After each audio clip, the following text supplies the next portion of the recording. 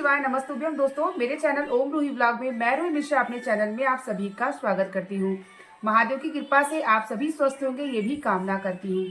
आज मैं आप सभी को वीडियो में शेयर करने वाली हूँ कि प्रतिदिन हम पूजा में किस प्रकार से हमें आरती करना चाहिए और प्रतिदिन हमें पूजा में कौन सी आरती करनी चाहिए। और जब हम आरती करते हैं तो हमें आरती करने का क्या सही नियम होता है और आरती करने के बाद हमें क्षमा प्रार्थना कैसे करना चाहिए, क्योंकि हम नित्य पूजा करते हैं और हमारी पूजा में कहीं ना कहीं कोई छोटी छोटी त्रुटि हो ही जाती है। तो उस त्रुटि के लिए हम अगर क्षमा प्रार्थना कर लेते हैं तो हमारे भगवान हमें क्षमा कर देते हैं और हमारी पूजा जो है वो पूर्ण मानी जाती है।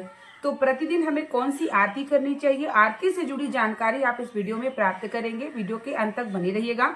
वीडियो को लाइक और कमेंट में हर हर महादेव का नारा जरूर लगाइएगा। तो सबसे पहले हम जानते हैं कि प्रतिदिन हमें आरती कौन सी करनी चाहिए। प्रतिदिन हमें आरती जिस भी दिन पड़ता है, जैसे सोमवार पड़ता है तो सोमवार के दिन आपको भगवान शिव की आरती करनी चाहिए। जैसे कि आपको सोमवार की आरती आपको भगवान शिव की पता ही होगा, और नहीं भी पता होगा तो पुस्तक में आपको मिल ही जाता है। तो सोमवार के दिन आपको जो है आरती ओम जय शिव ओमकारा करना चाहिए। और मंगलवार के दिन हमें आरती जो है हनुमान जी की करनी चाहिए। मंगलवार हनुमान जी का दिन माना जाता है और साथ ही देवी का भी दिन माना जाता है। तो आप हनुमान जी की मंगलवार को, अगर आपके घर में सुंदर पाठ होता है या हनुमान चालीसा का पाठ करते हैं तो आप जो है हनुमान जी का जो है आरती कर सकते हैं। बुधवार के दिन हम सभी को गणेश भगवान की आरती करनी चाहिए, क्योंकि बुधवार का जो दिन होता है वो गणेश भगवान का दिन माना जाता है। और जब आप गणेश भगवान की आरती करते हैं तो जिस भी दिन जो भी दिन पड़ता है और उस देवता की अगर आप आरती करते हैं तो सबका देवता यानी जो भी ग्रह भी होते हैं, जैसे सोम मंगल बुध बृहस्पति, सारे ग्रह से भी जोड़ा जाए और सारे जो दिन होते हैं वो भगवान के दिन माने जाते हैं। अगर आप उनके मंत्र का जाप भी नहीं करते हैं, उनका पाठ भी नहीं करते हैं, अगर आप आरती कर लेते हैं तो उतने पे ही प्रसन्न हो जाते हैं। तो बुधवार के दिन आप जो है गणेश भगवान की आरती कर सकते हैं। बृहस्पतिवार के दिन हम सभी को नारायण की आरती करनी चाहिए। बृहस्पतिवार जो है भगवान विष्णु का दिन माना जाता है। तो आप भगवान विष्णु की पूजा करते हैं, केले के वृक्ष की पूजा करें या नारायण लड्डू गोपाल की पूजा करें तो आपको नारायण की जो है ओम जय जगदीश का आरती करना चाहिए। शुक्रवार के दिन माता लक्ष्मी का दिन माना जाता है तो माता लक्ष्मी की आरती आपको करनी चाहिए। और शनिवार के दिन आपको फिर से हनुमान जी की आरती करनी चाहिए। और रविवार के दिन आपको सूर्य भगवान की आरती करनी चाहिए। जो भी दिन पड़ता है वो दिन में अगर आप भगवान की आरती करते हैं तो उन भगवान को प्राप्त हो जाता है। और इस तरीके से अगर आप उन भगवान का एक तरीके से आप जब आरती करते हैं तो वो प्रसन्न भी होते हैं। तो हर दिन आप जो भी दिन पड़ता है उस दिन की आरती जरूर किया करिए। और आरती करने के बाद आपको कर्पूर गौरम करुणावतारम संसार सारम भुजगेंद्र हारम सदा वसंतम हृदयारविंदे भवम भवानी सहितम नमामि, ये श्लोक पढ़ते हैं तो ये भगवान शिव को प्रसन्न करने के लिए श्लोक पढ़ा जाता है। उसके बाद त्वमेव माता च पिता त्वमेव त्वमेव बंधु च सखा त्वमेव विद्याम द्रविणम त्वमेव सर्वम मम देवदेव, ये आपको जरूर कहना होता है। आरती के बाद जब भी आप कोई भगवान की आरती करते हैं ये श्लोक जरूर पढ़ा करिए। उसके बाद आपको क्षमा प्रार्थना इस तरीके से करना चाहिए। पापो हम पाप कर्मा हम पापात्म पाप संभव त्राहि मां परमेशानी सर्व पापम हरा भव अपराध हस्त्राणी गृहंतनिशम मया दाशोयमति मां मत्वाम क्षमस्व परमेश्वरी। इसका ये मतलब होता है कि अगर आपने जाने अनजाने जो भी अगर आपसे पाप हुए हैं या भूल चूक हुए हैं, गलती हुए हैं तो आप क्षमा प्रार्थना कर सकते हैं। ये मैं नित्य करती हूँ। ये मैं भगवान की आरती और ये श्लोक जो मैंने आपको बताया है और ये संस्कृत में पढ़ती हूँ। अगर आप संस्कृत में नहीं पढ़ पाते हैं तो आप हिंदी में ही भगवान से क्षमा प्रार्थना बोल सकते हैं। अगर आप पढ़ सकते हैं तो ये पुस्तक आप रख सकते हैं जो नित्य कर्म पूजा प्रकाशन करके है।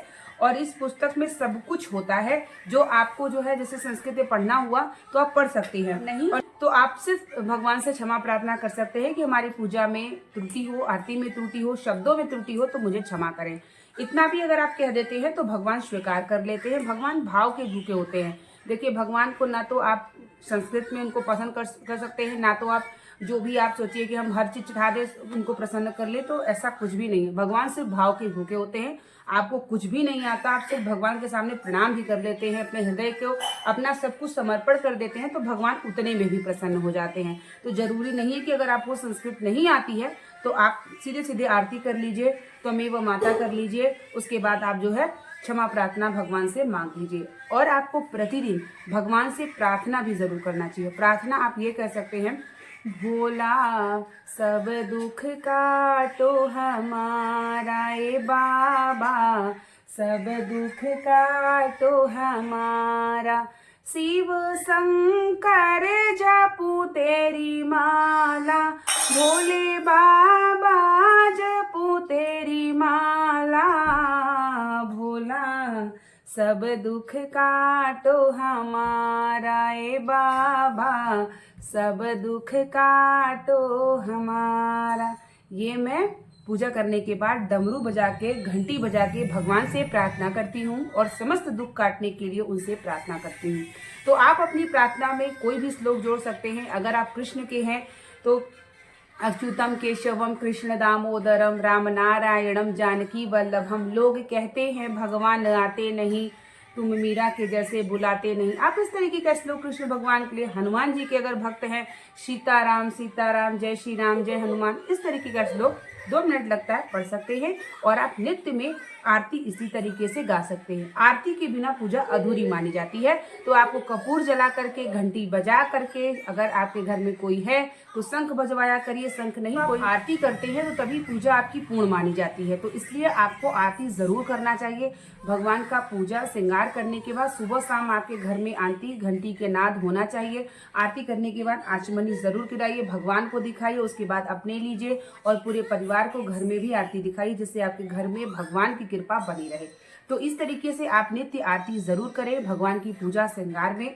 और उम्मीद करेंगे कि वीडियो आपको पसंद आई होगी और आपको जानकारी भरी होगी और आपको अच्छे से समझ में आ गई होगी। तो बने रहिए मेरे चैनल पे, बहुत सारी जानकारी मैं आपको शेयर करती रहती हूँ, आप तक प्राप्त हो और आप भी भगवान की भक्ति करके अपने जीवन को सार्थक करिए। मिलते हैं आप लोगों के लिए एक नेक्स्ट वीडियो को लेकर के। तब तक के लिए आप लोगों को श्री शिवाय नमस्तुभ्यम, हर हर महादेव। जय श्री राम जय श्री राम जय श्री राम।